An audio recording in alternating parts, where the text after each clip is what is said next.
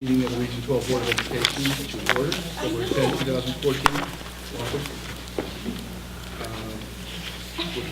Could we have the reading of the attendance? Susan? Valerie Anderson. I am here. Tony Bedini. Alan Brown. Here. Gregory Cava. Michelle Gora. Here. Emily Hibbard. Here. James Hirschfeld. Here. Kelly Lott. Jennifer Pody. Yes, here. Michael Sinatra. Here. I am here. Peter Tagley. All right. So we have Kelly Three Lott, yes. Tony Bedini, Tony, and Greg, Greg and Kelly. Cava. All right, thank you. All right, the next item on the agenda is the consent agenda. It's to do with the Education Committee meeting minutes of January 27, 2014. Any request to do anything? All right, then the consent agenda is approved. Thank you. Report of the chair. There's just a couple. I want to report to the board that I signed the teacher's contract on behalf of the board after it was signed by the teachers, I believe on January 31st or 30th. So, Yes. okay, and it's been filed with the files. I know I'm stealing Dr. Cosentino's thunder a little, but I just wanted to remind members about this day on the Hill. If you have any interest in going and see what's going on in Hartford, Dr. Cosentino will discuss it, I'm sure, and we did receive a handout.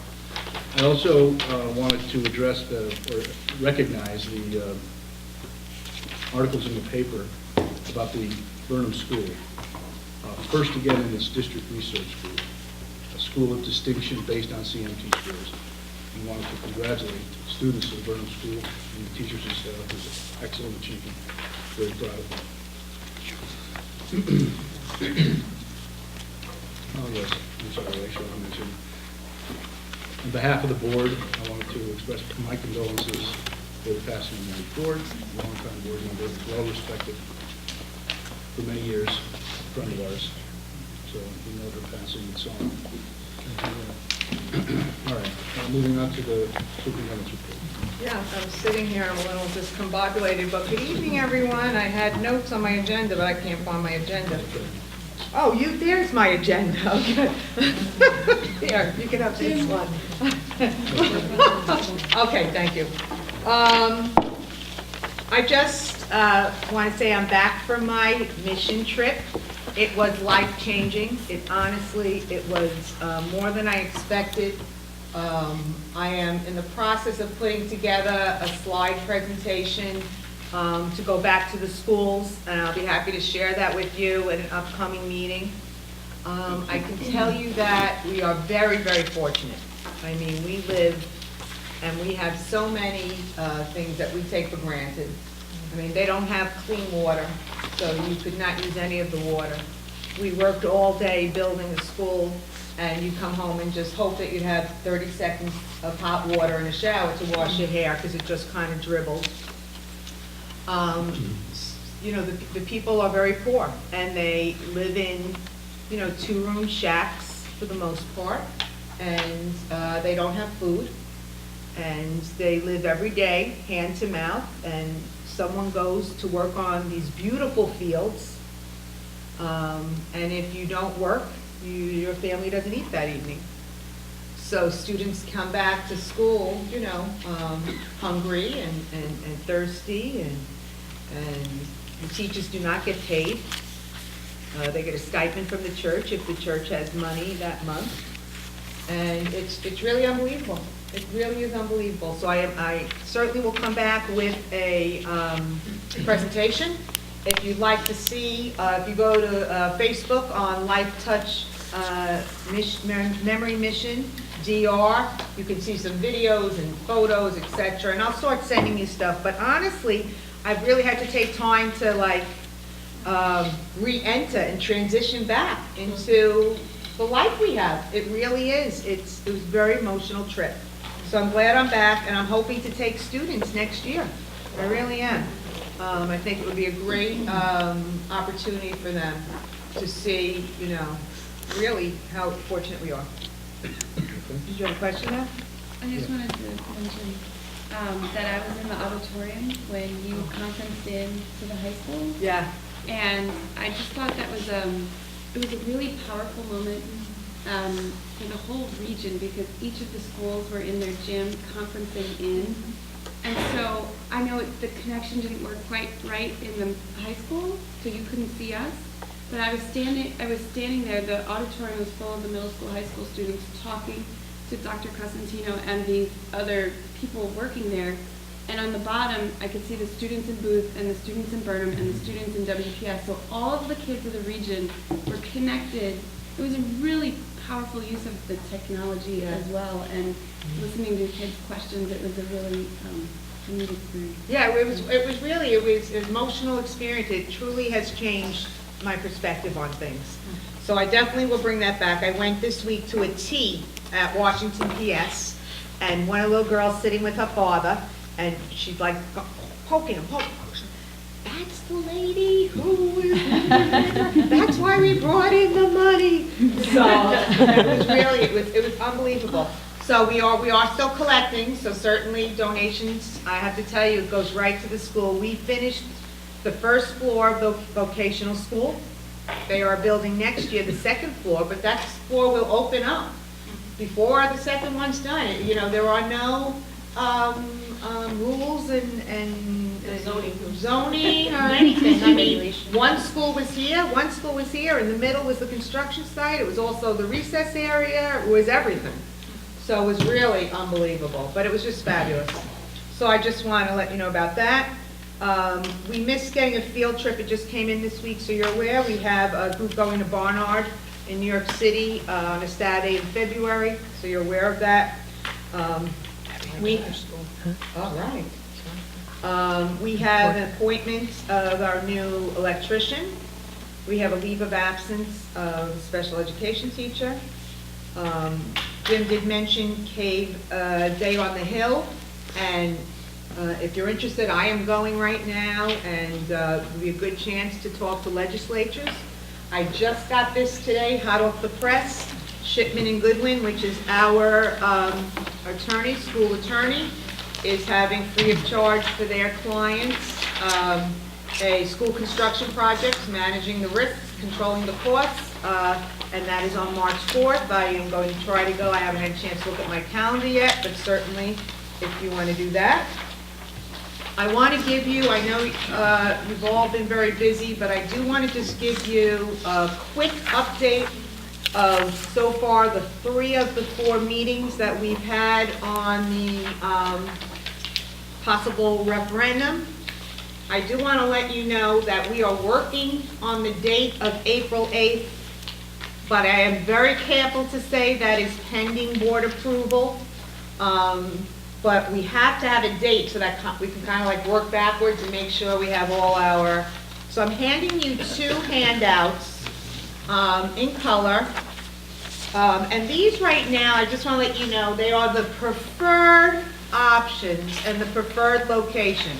They certainly are, again, up to board approval, but these are the ones that we're getting the most positive impact and input from people.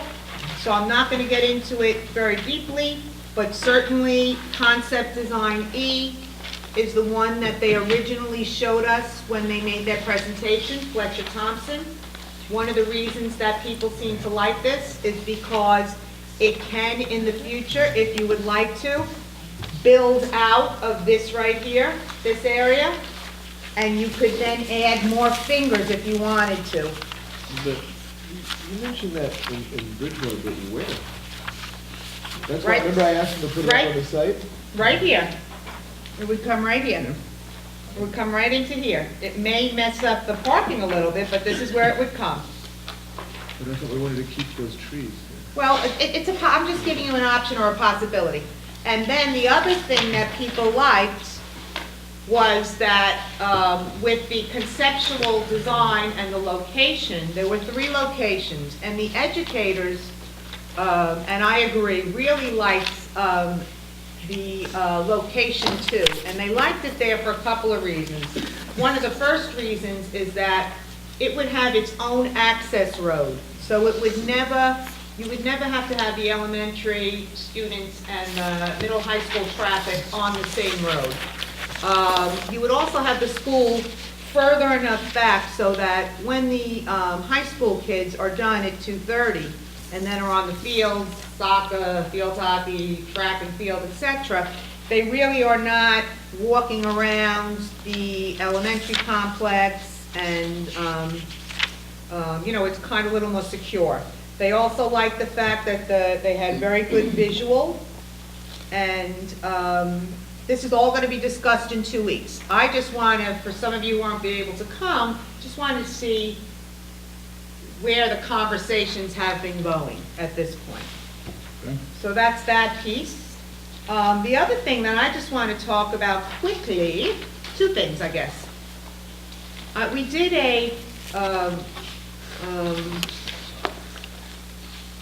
this is just information for you to have. This is an overview of the population right now based on Peter Prater's information. It goes all the way from the current numbers, which are, if you look on the left, those are the actual numbers as of October 1st. Okay, and then it talks, the projected numbers are 14, 15, 15, 16, then it jumps to 22, 23, and then it jumps to 23, 24. So you can see, and it has the change, the percentage. I know you talked about this when I was not here last year, but you could see currently we have 28 students in pre-K, 64 in Burnham, 85 in Booth, and 127 in Washington, which is a total of 304 pre-K to 5 students. We currently have 200 students in middle and 292 in high school. This was as of October 1st, so I may be off by one. I know the elementaries are correct. Then if you go, as you go, you see it declining, and you see 20, 23, 24. You see 28 students in pre-K, 26 in Burnham, 56 in Booth, and 78 in Washington, which is 188 total. And then you have 112 in the middle and 161 in the high school, which is a total of 461 students. And then Bob also put together just some information about the enrollment in town over the past 10 years, from 2000 to 2014, the decline in Bridgewater, Roxbury, Washington, etc. So this is just good information, I think, for you to have, so you have that information. The other thing I want to hand you, for those of you who don't have, we do have upcoming meetings. I know everyone's busy, but I really think it's very important that we're coming down to that moment where you're going to have to be making decisions. We do have a meeting tomorrow night at Roxbury, and that will be the 4th meeting, and it's pretty much very similar to what we've done. Basically, I, for about 10 minutes, 15 minutes, just talk about how we've gotten to this point. Then we have Fletcher Thompson talk about the different conceptual designs. Then we have either O&G or Arcadis. They go back and forth, talk about the repairs, proposed repairs, and then we pretty much answer questions. So that's happening, but the meetings that are really important are February 24th. You have Fletcher Thompson and coming back with the draft of conceptual designs and the cost estimates. And then on the 26th and the 27th, if those are meeting, you're going to have to approve conceptual designs and cost estimates, so that at that point, we can solidify all of the numbers with bond counsel and making sure we have all the information that'll go out to voters as far as costs and costs per student and costs for taxpayers and costs of pre-K 5, based on a new building, based on what we have, and all of those things that people have been asking about at meetings. On March 1st and March 3rd, if we get some closure on the 26th or 27th, then we will have public meetings. At that point, we probably will have also someone from bond counsel to talk about the money, the borrowing, all of those things. And then on March 3rd, although it doesn't say it here, after the public meeting, we will have a special Board of Education meeting, and that's where you literally will send this to referendum. And then that's the week where we will send everything to the town clerks and the newspapers and all of those things. So it really is important that you try to clear your calendars, and maybe it's really a little strategizing who's going to be at what meetings, and people hearing a different voice than just me and the architects. I think they want to hear from other people too. So that's just that. The next thing I just want to talk about, and this is my mid-year eval. The eval piece will be later on, but now we'll just talk about my goals that we've been working on, and certainly the press would like them. Debbie can give it to them. If you recall, when I first started, we developed an evaluation system on how I would be evaluated. And so basically, if you remember, I think it was August, it might have been September, I gave you 10 goals. And then this is the update mid-year, and then in June, we'll give you an update for that year, and then generate goals from there. So basically, I'm not going to read this whole thing, I'm just going to give you an overview. The first one is to work on the vision and mission for the region. Together with Emily Judd, we've done a lot of work there. We're going to bring it back to you on the retreat day on March 31st, and so hopefully April will be ready to go, and we'll be able to have, you know, it posted and signs in schools and all of that stuff. So we've done a lot of work with leadership teams and parents and staff and everyone to get input. I'm really proud of the work we've done with Board Goal 1, which is the Common Core standards, the curriculum work, SBAC. For those of you who don't know, SBAC is Smart Balanced Assessments. It's coming in March. It is a field test, so the grades, the scores will not be linked to students per se or to schools. They will really be informational for the state and for the schools to see what works, what doesn't work. So it's really a year without official test scores. We're doing a lot of work in that area. We've done a lot of work with technology because the tests are on the computer. That's why the Chromebooks have been so successful.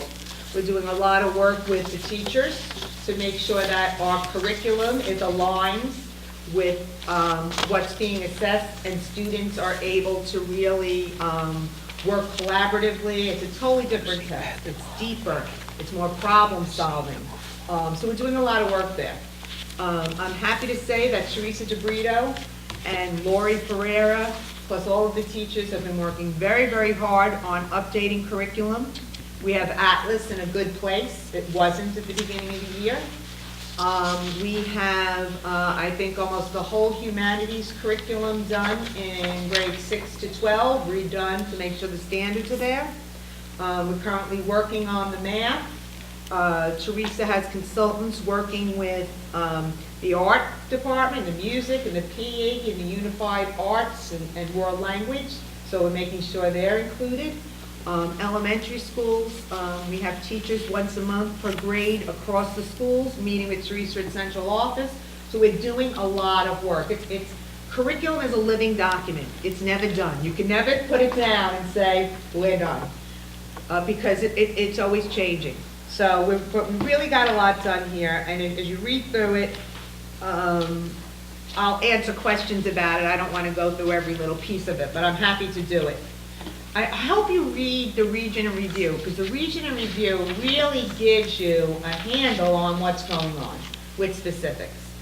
Number 3 was to build a strong leadership team, and I'm really happy about that. Our instructional leaders at the high school, we changed, if you recall, last year when I changed the schedule. It was one of the changes I made. Last year, there were instructional leaders who were grouped in just very strange ways. And they weren't always curriculum experts in their area. So, for example, you had somebody in charge of the math department who was not a math person. So it was very difficult to inform instruction or make changes in curriculum or help a teacher if that wasn't your area of expertise. So now we have an instructional leader in math, 612, humanities, science, music, art, PE, and world language and something else is pre-K to 12. So that's why you see really great professional development going on, because a music person comes in and deals with everyone. An art person comes in and deals with everyone. We're looking at vertical alignment of curriculum, so it really has been wonderful. I meet with them once a month, we talk about issues, I try to help them, make smooth transition, and it really has been wonderful, so I'm very happy about that. The SEED program, teacher evaluation, if you follow that at all in the newspapers, it's crazy. Originally we came down, we got to do this, and this. Now they've made changes and they've kind of come back a little bit on some of the standards because it was a lot. It's a lot of work for teachers. There were a lot of, and you're going to hear about this more in the coming months, but there were a lot of goals they had to have, there was a lot of evidence, there was a lot of indicators, and it took a lot of time from planning and working with kids. And especially in districts where there are a lot of teachers. I mean, we're small, so it's manageable, but you get into a place like Danbury or Bridgeport, it's a lot of work. So they've relaxed some of the standards, we're working on that, we're working with the teachers. We have a PD and teacher eval committee, and we do everything in concert with them. And we will come to you probably mid-March to show you our revised plan, and you have to, I don't know if you have to vote on it, but you just have to know about it and kind of accept it. The digital learning environment, I'm so proud of everything we've done. I mean, we have gone light years away from what has happened in the past. Today I sat with the robotics team and we did a TV show, so check that out. We have students who have their Chromebooks in front of them and they're using them for research, for note-taking, for everything, for Moodle, for PowerSchool. We have Sheila Gambino's over there in that room, got a 3D printer, and she's making bracelets with kids, and I told her when she does her presentation, she's gonna give you all a gift. It's unbelievable. It's unbelievable. We have Google Apps for education. We got a great grant to support our technology. The TV studio's up and running. I'm hoping some of you will start doing shows with me. I did 2 shows today. I did a show with the architects on Friday. I did a show today with the swim team and a show with the robotics team. So it's just a lot going on. We're thrilled. PowerSchool is up and running. We have a great percentage of people who are using it. Like 60% of parents are logged in and working on it, and the average time is 7 minutes per person. When they go on, the average person stays on 7 minutes, for your information, just so you have. College and Career Center is doing great. Kim is doing a great job with that. Todd is helping her. We've had more than double the amount of visits we had last year. Our students are starting to get their information back, and they're very, very excited about it. We have had kids go to Bristol Technological School for a visit to see what they have. We've had them go to Naugatuck, or Bristol Technical Educational Center, which is really important. Kids have to get out into these schools, especially those who don't know what they want to do, especially those boys too, who love to do hands-on stuff, and to see what's out there, where you can go 2 years and come out with a job. That's really important for kids. So I'm really happy about that. And great things are going on. She's going to make a presentation hopefully this year. And you see all that kind of stuff that's going on there. The comprehensive communication program, I'm really hoping that the schools are communicating more. The elementary schools are great at that. The middle and the high school, we're trying to make improvements in that area. So I think we're moving in a good place with that. We have now other teachers doing the region and review with me. so that we have like guest editors and publishers, so very happy about that. The board handbook, we will be doing that at the retreat, and we will hopefully finish that, and then we'll have a board handbook. Because Michelle, Teresa, and I met, we did it a while ago, but it's on my to-do list, so we'll get that done by March 31st. The referendum, you know about that. This is all I'll say about the referendum. We have to get to a vote. Whatever happens after the vote is good information to have so that we can move forward, but we have to get to a vote. And then the budget, we started working with Bob, I don't know, a month ago, 2 months ago, November, whenever it was. But anyway, today we had our meeting, our first meeting. We're trying to be, efficient, and we're trying to make cuts where we can. I'm looking at staff, looking at parents. We're gonna make cuts where we can. We made a lot of cuts last year in the high school, and the middle school. So this year, we're trying to look in other places. And the whole Obamacare and the insurance, Which just changed tonight. which just changed again tonight, is something that we have to really address. So that's basically, very quickly, everything that's gone on. Very proud of what we've done. We have made leaps and bounds in improvements. I'm proud of what's going on here in this building. I can see that the expectations are higher, standards are higher, we're pushing kids. The kids, I never hear anybody speak poorly about the change in schedule. As a matter of fact, if you read the newspaper from the high school, the Spartan, who's called Spartan something, the editor was one of the people who was very, very forcefully against the change in the schedule, and she wrote an article and gave it like 5 stars. Everybody loves it. What was the problem? So it was really wonderful. That was huge, and I sent her a thank you in the mail. So if you didn't see that, I'll get that for you, because it was heartwarming. So that's where I am. During the end of the meeting, when we go into executive session, we can talk further if anybody has specific questions. Well, I just have one question. In the Yes. communication, that grant that was received, $127,000? Yes. The installation of the television studio and video editing lab. Is there any progress on that? What's going on with that? Oh, yeah, that is it's set up. We're still working with CL&P. The music piece is up, the studio, that's where I'm doing the TV shows. Okay. It's all in the old Reach area, and you're going to get, it's on the list for the education committees. I don't know where it is, but when it is, you'll get then the tour, but certainly you can tour before But then. it's not completed yet? It's, What's CLP? Just like, There's some pieces that still are required. everything else is done?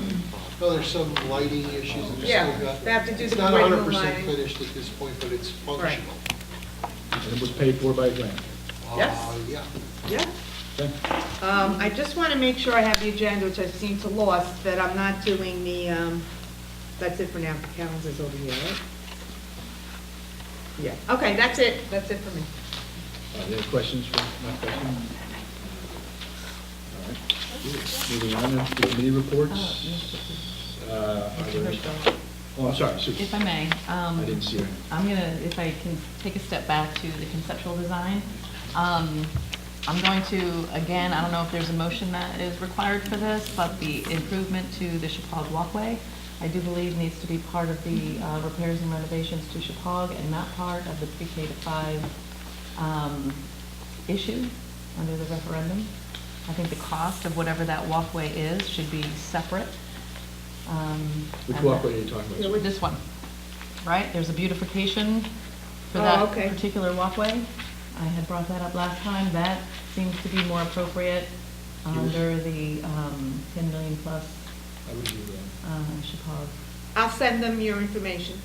I just want you to know, I don't want anybody to think that this is a done deal. This is just where we've been moving from the discussions with the meetings. You have the last word on this, okay? So, but I will definitely relay your message, and if they want further information, I'll be happy to give them your email. Okay. And maybe, okay? But Yeah. certainly. We don't really have the last word. Well, the last word as far as, For the public. for the public, second to last word. Decided to go with the Is there anyone else? Thank you, Susan. Okay. Moving on to committee reports. Mr. Brown, anything for communication? Yes, we met tonight, and we are planning our newsletter, which will come out the beginning, end of April, beginning of May. And as usual, we are primarily soliciting articles from the staff and the administration to highlight the great things that have happened in Region 12 over the past year. Knowing, of course, that this will all be happening in the next month, 6 weeks, and therefore there are going to be some things that aren't complete yet that they'll be writing about as far as what will be happening at the end of the year. If you, as board members, have any suggestions, having seen the newsletters in the past, any suggestions as to articles or you'd like to see, information you might think would be appropriate for the public. If you remember, this newsletter goes out to every single citizen in Region 12 and is one of our only real communications to every single person, whether they're a taxpayer or a parent or not a taxpayer or a registered voter or not a registered voter. This is so that everybody who lives in the area whose children we serve gets to find out what goes on here. So if you have any new or different ideas, When did you say you wanted to publish? it will be published the Very very distributed, approximately. the very last week or very first few days of May. Very last week of April or very first days of May. Our deadline for submissions is the 14th of March. We're alerting everybody at the end of this week as to what kind of assignments they'll have. So if you have ideas, please email me before, let's say before Thursday, so that I can communicate with the committee and with Pat and with the administration as to what other kind of demands we may, at your suggestion, put on them for their article writing. Yes? I'm going to suggest some amendments, Marty Ford and all that she's contributed. Oh, it's wonderful. Very good idea. Anything else, Ron? Oh, that's it. Thank you. Education, Michelle? Well, we had our committee meeting last month, we had the Power School presentation, I think we all got a lot out of that. On our agenda for February, we have AP, and it says here on my agenda, AP scores by Tyler Tim, but I know that Kelly had also some questions, not just about the scores, but about curriculum and changes, so I think hopefully that'll be about the AP programs and offerings and things. So that's on the education agenda for February. Any questions? Thank you. Oh, no, wait. All right, thank you. We still don't have a representative of education connection at this time. So, if anybody has any interest, please see facilities. Is there anyone from the facilities committee who can report? Has there been a meeting lately? No. There has not. Okay. Finance, Valerie, anything? We met just prior to this meeting. It was a fairly short and concise meeting. We went over the financial report as of January 30th, 2014. We're tracking basically on the same level as previous years with 6.4% still remaining in the budget, or 1.4 million. Couple of positives is medical insurance. Quote unquote, Bob, he is beaten up on the medical insurance, so we have a nice positive number. $227,000 actually over budget at this particular point. Under or? Under budget, I'm sorry. See, the opposite way. Please don't keep me. Under. The premium is under budget, is that what you're Under saying? There you go. Due to his hard work and persistence. It's going to change by the end of the year, but not a lot, because we'll have some changes in the mix of the people, and we have some people on maternity role, suddenly go from 2 to 3, so that'll change. And there was some conversation about perhaps some impact on the Affordable Care Act, but Bob is on top of that, and as we were speaking, indeed, there was yet another change in it. So I think he's giving due diligence to that very important issue. And prior to the Finance Committee meeting, we met for 2 hours. It seemed like forever. Down at the CO, we'll meet tomorrow again. Please, anyone who wants to come, bring a lunch. And we get presentations. We're building the budget, And today we had a presentation by the principals of the elementary schools and Dawn. And it was a very, and special ed, I'm sorry. And it was a very, very good session because you get in, not only into the numbers, but the really day-to-day kind of operating of these schools and what their requirements are and what they're looking for in the future. And everyone is being, I think, very responsible and very conservative thus far. So more to come tomorrow. Tomorrow starts at 2 o'clock. 2 o'clock. Be there, be square. Is that it? That is it. Thank you, Dawn. Any questions? Thank you, ma'am. Vision statement? I'm sorry. No, I already. Okay. And there's nothing on negotiations, we are not negotiating with anyone at this point, although we've received notice from the nurses. Yes. Nurses, but is that for negotiation, that notice? Yes. Okay. They had a 2-year, and this, we have to enter into negotiations with those folks as well.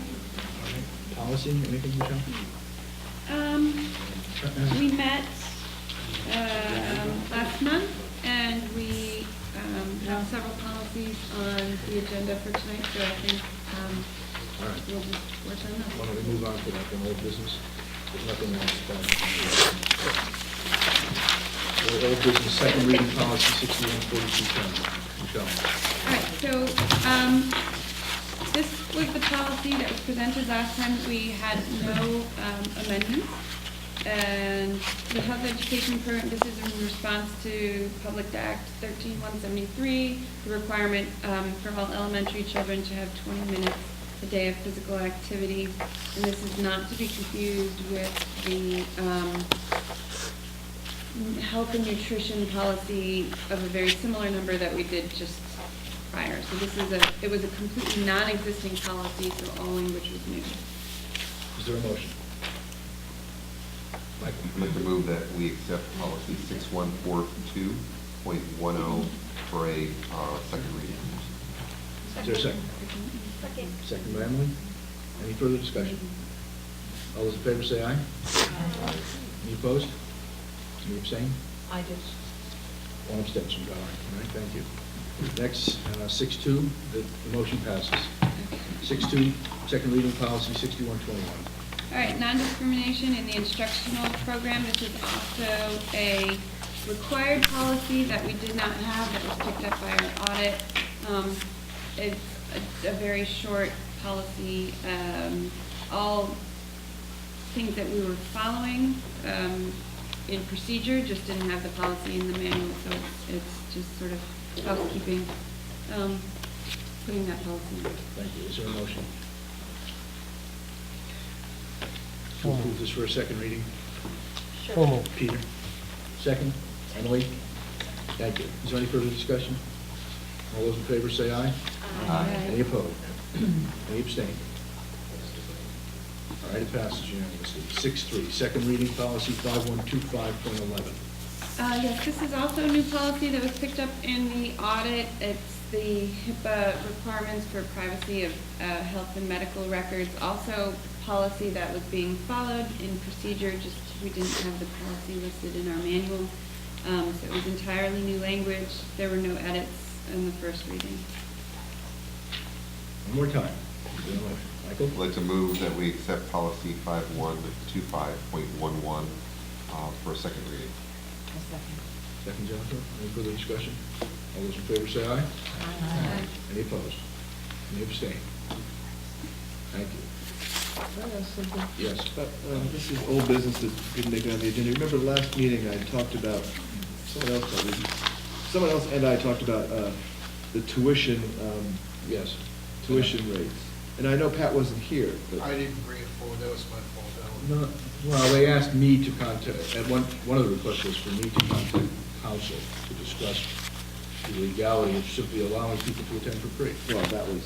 Wasn't that, that's what I was asking. Pete's idea. But I guess we were talking about settling on, doing our research and settling on an attractive price for people around the area to Yeah, I didn't get to finish that, I started. it Well, we could September. put that on the agenda. Yeah, we can put that on the agenda for, it didn't seem to make it on this week, Right. this meeting, we can make it on to the 24th, it'd be good. Can I usurp you? I mean, Bob, do you have an idea when you might be ready for us to have that? I've been concentrating on both. I know that, and that's not what I'm asking. Do you have any idea? I'll try to do it for the 24th. No, I don't want to unusually push you or interfere with your budget duties, just a reasonable time that you could I'd do like to something. do it the first meeting in March. Okay, that would be fine. That would be So a March little bit 10th. breathing room. Good.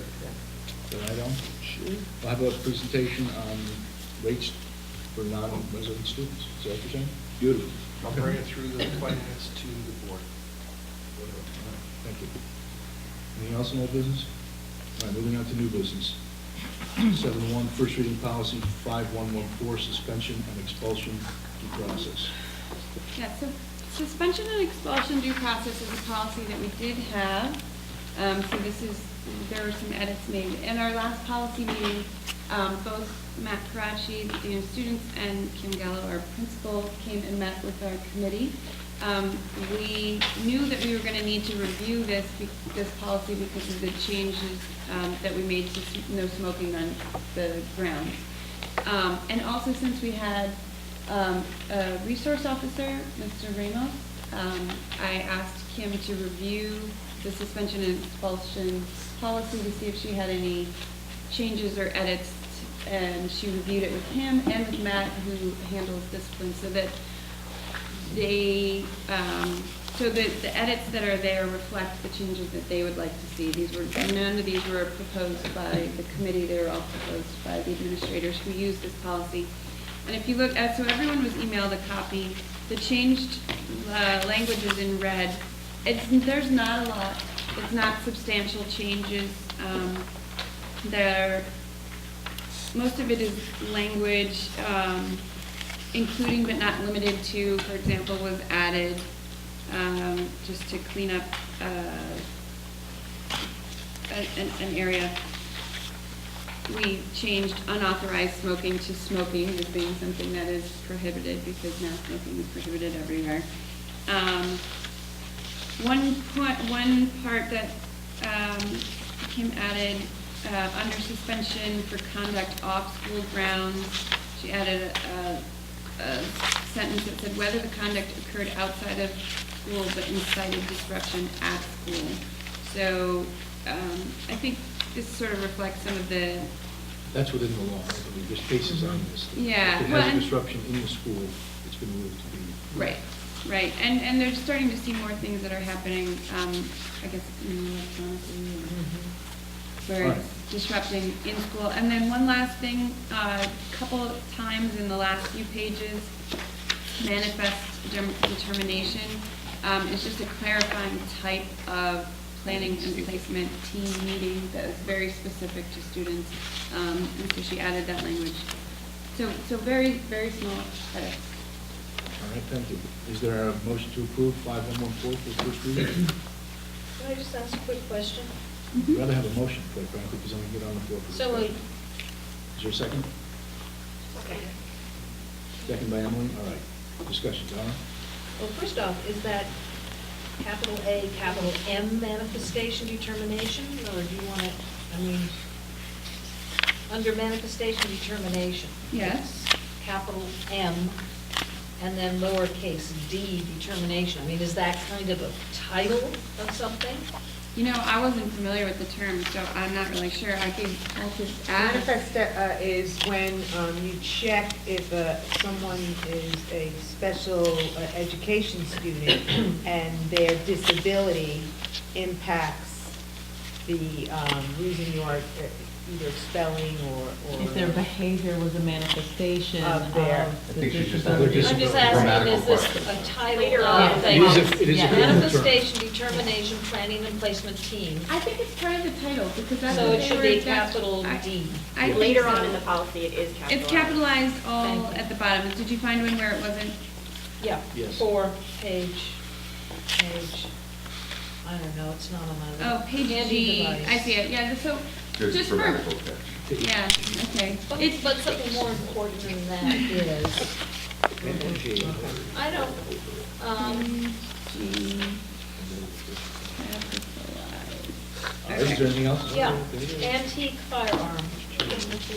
Oh, yeah, that Oh, one's yeah. funny, huh? Unless it's being used to intimidate, threaten, or harm, we should not allow guns of any kind here, whether it's an antique or was minted the day before I yesterday. can clarify that if you want. Yeah.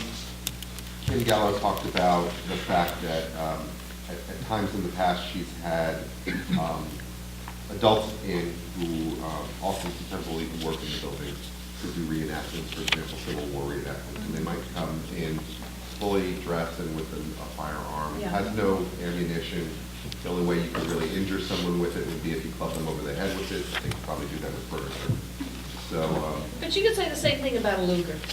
And I respect that, but I hate guns. And I just don't think that if you're gonna do a reenactment, you don't necessarily have to bring a firearm in. And so I just want the board to consider that we not allow any firearms, whether they're antique or not. you know, this is, as a teacher, this has also affected me, because we can go really crazy with this. One time I was teaching a theater class and was told by the principal that I couldn't put on a play where there was a scene or like an old lace where cops were supposed to come in. And I said, we're going to use fake firearms, don't worry, I don't care. It looks like a gun, I don't want it. And I said, well, what was I supposed to do? She said, hold out your fingers like that.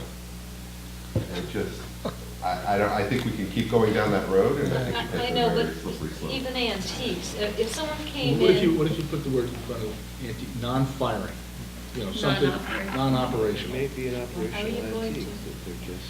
I mean, honestly, you could have a veteran of World War II come in, happily discuss his role, but have a Luger All right, or well, something, Valerie, and are it's you making still a a motion to dangerous remove thing. that? I'm making a motion to remove that. Is there a second? Can I make a suggestion? No, I mean, there's a motion on the floor, is there a second? No, I'm willing to hear a suggestion. Well, I'm asking if there's a second to the motion first. I'll second it for discussion. All right, it's seconded. Susan? Perhaps if there's an educational reason why an antique would need to be part of whatever is going on in education, it needs to be pre-approved, it needs to be known ahead of time. Perhaps Officer Ramo can check out and I'll say screen this person and the firearm ahead of time before, meet them at the door, before even entering. Because they have a place, they have an educational place. I don't know so much about a play, but certainly, How about properly pre-approved, non-operational firearm? It might be operational. it's a Antique demonstration. I feel like, I completely agree, and I like what you're saying. I don't know if it fits under suspension and expulsion, because this is actually just a definition of what a firearm means. So I think that would be a procedure, that anything entering the building that even resembles a firearm must be authorized, cleared, or however we want that All right, to be. Well, Valerie, I handled. guess, has made a motion to remove the antique firearm exception. Is that that's what the motion is? Firearm does not include any antique firearm. Right. So she's, Okay. the motion is to remove the exception All right, of an antique firearm. okay. That's what's on the floor. Yes, Michael? I do like Sue's idea, though, in the sense that a firearm, by definition, can't function if it doesn't have ammunition, for example. Correct. It can't function. It's So not what are you the way- suggesting? but it can So- be used to threaten, and that's the spirit of. Right, some- so, and I do think they say, though, that it's non-threatening, but I like the compromise of, we could add even additional language in there, non-functioning or pre-approved, I think that's fine Well, but as well. once again, let's look at what we're doing. This is for students. Correct. Students bringing in. We're not talking about teachers or reenactors that are adults and trained. We're talking about students. Well, So, there may be, well, hold on, but there may be a circumstance under which a student wanted to bring an antique firearm as part of a senior project, for example. I don't know, is that totally prohibited? That's up for the board to decide, under every circumstance? That's up- I don't think we should be, endorsing that. All right, well, that's your motion, is to That's my remove the motion, exception. but I just want to reset it, that we're not talking about adults giving a presentation. We're talking about children bringing in. Okay, anything else? Peter? Well, should something like this, before we get into a big minutia about this, be checked with the board's attorney? find out exactly? Well, the policy came from Kate, didn't it? Did it come from Yeah, Ken? well, and so what we're looking at right here. They have staff attorneys. Right. Well, and what's interesting, so this is in the definition section, definitions, exclusion, removal, et cetera. So it's a definition of what a firearm is. And the part that Kim added in red was unless it is being used to intimidate, threaten, or harm. So she strengthened the definition that said firearm does not include an antique firearm, saying unless it's being used to threaten or intimidate. So basically she was saying it could include this antique firearm. Anyway, so it's really just defining. I think it's in our purview to decide they're not allowed in the building at any time. And then frankly, for the protection of whatever student would bring in an antique, because maybe some adult in the building wouldn't know it's an antique, and No, I maybe. understand that there are issues with them. I'm not suggesting allowing students to bring, under ordinary circumstances, to bring firearms into the building. I'm not suggesting that. I'm just saying that there may be a good faith situation in which it's appropriate under certain circumstances. I don't think so. For any All right. time should a student have a firearm of any kind in the building, and also, if you let me finish, it's for the student's protection too, because if a resource officer sees a kid coming in with what is considered an antique by that student or that student's family to show it, that resource officer might think it's a really workable gun. I mean, you know, this is a big hole in a policy, and it scares the hell out of me. All right, I'm sorry. Is there anything from anyone? Michelle? Well, I'd just like to say, as I'm thinking about this, I agree with Valerie, because this is the student suspension and expulsion. Right. I see no problem saying that firearm includes antique firearms. And then if there is a reason for, some civil war, whatever it is, then that student is going to have to, one, probably have an adult bring that firearm in, and two, have pre-approval, and therefore it would not fall under a child just showing up with one. So I actually kind of like the idea of saying a Is Valerie's- firearm Is means. Valerie's motion accomplished then? Her I- motion is to remove, I believe so, because she just wants to exclude, strike that Take out the red, sentence, yeah. saying that it doesn't include an antique firearm. Actually, maybe what we should say is firearm includes an antique. Well, the problem is, How about possession of any? hold on, excuse me, Alan? the problem is that if it does include antique firearms, then we have to make sure that it doesn't preclude a parent or staff member bringing that in for an educational reason. This, we're sure that this really only has to do with a student Well, it's. touching this article. That's what it is. This is about students' behavior and how to be expelled or So not. it's in the 5,000s, it's a suspension, expulsion, due process for students, so, so, you know what, Well, just- this is a just- first reading, so I think what I would propose is that, I like the idea, if we want to take a vote or a straw poll on just the concept of not allowing students to bring firearms, even if they're antiques, I can cross-reference and see how, firearms are handled in any other policy that, whether for staff or adults, and see, and maybe talk to Kim or Mr. Ramos about how they would like to handle that. Susan? I like everything you just said.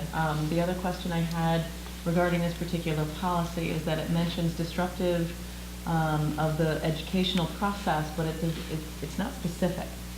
Disruptive of the educational process for a student, for a classroom, for the school. Something can be very disturbing to another student, but be very silent and insulated outside of that student.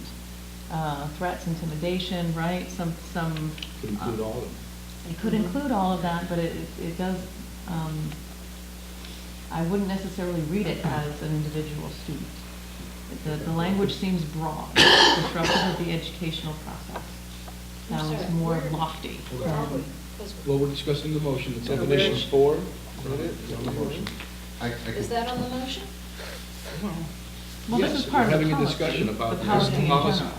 and whether it needs to be amended. I mean, what I'm almost No, I'm wondering sorry. is if the motion were withdrawn, if we just didn't vote on this for the let's look at it, and, I mean, I hate to approve something that's one way or another that people are not sure about.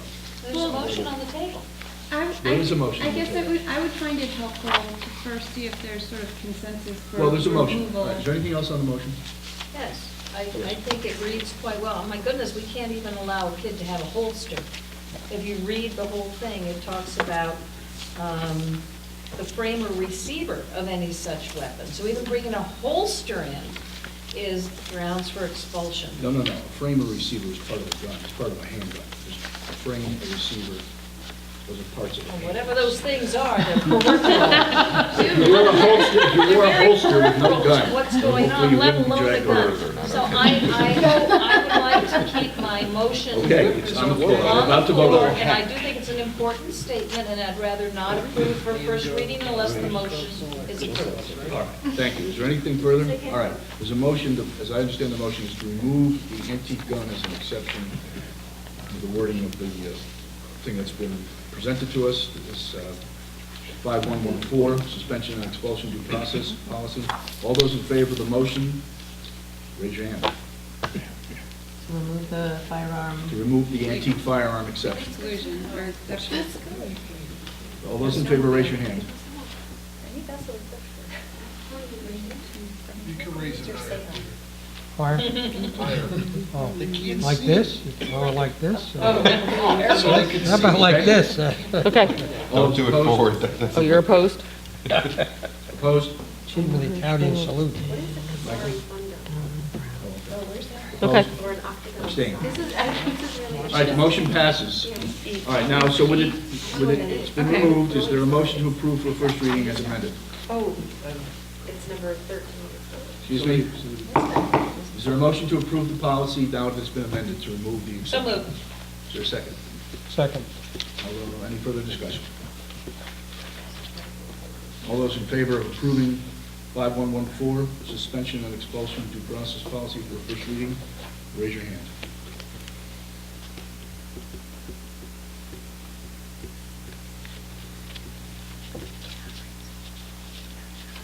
It's unanimous. Okay? Okay. Yep. All right, it passes for first reading. With huge swords, are not, Should be an interesting discussion. They must be under weapons. You've got your notes, Michelle? Yes, yeah, so I will talk to the staff about the firearms. But it passed otherwise. Yes, it passed unanimously. 7-2, consider it appropriate to approve 2014-15 school calendar. Michelle, I'm Do sorry. we have some order? Yeah, I just have a question, I'm sorry, I didn't see it till right now. Yes. Yes. When you look this over, can you look at what exactly 12 means, vehicle? Like, I understand you can't bring a snowmobile or an airplane or a... Or an aircraft. Or an aircraft, or a vessel. but why? Like, it doesn't say you're gonna do malicious things with them. Like, what if you wanted to show like a senior project about a snowmobile? All right, I can wait, see my wait. son doing that. Tell me where you are. 12, 12, right under the right under, firearms. before martial Oh, arts right under weapons. firearms, sorry, I had already scrolled down. And we need a definition of Kasari Pundo. please. All right. Probably because they don't want to have your gun in a vehicle. Oh, no antique. I would guns recommend, in the if you have concerns regarding the policy, to speak to Michelle after the meeting. Okay. We'll move on. That sounds good. All right. So 7-2, consider and if appropriate, approve the 2014-15 school calendar. Dr. Costantino. Yes, we gave this out, I want to say a month ago. It is a little different in the fact that in the current teacher's contract that was just signed, that'll go into effect July 1st, it gives the superintendent, with the board's approval, the right to either have anywhere between 4 and 6 professional development days. Still staying with 188 days for the teachers. So the administration and I really thought next year it would be very beneficial to have 6 PD days and eliminate all but, for the elementary schools, all but one of the PD days, which were half days. And we added 2 additional early dismissal days for just the middle and the high school because of the NEASC visit. NEASC, for those of you who do not know, is the accrediting organization that is coming March, I believe it's 22nd to the 25th, 2015. They come on a Sunday afternoon, they stay till Wednesday. There's usually 14 people who come from all over New England. They do a visit, and they look at curriculum, instruction, leadership, organization, facilities, budget, and then they give a report.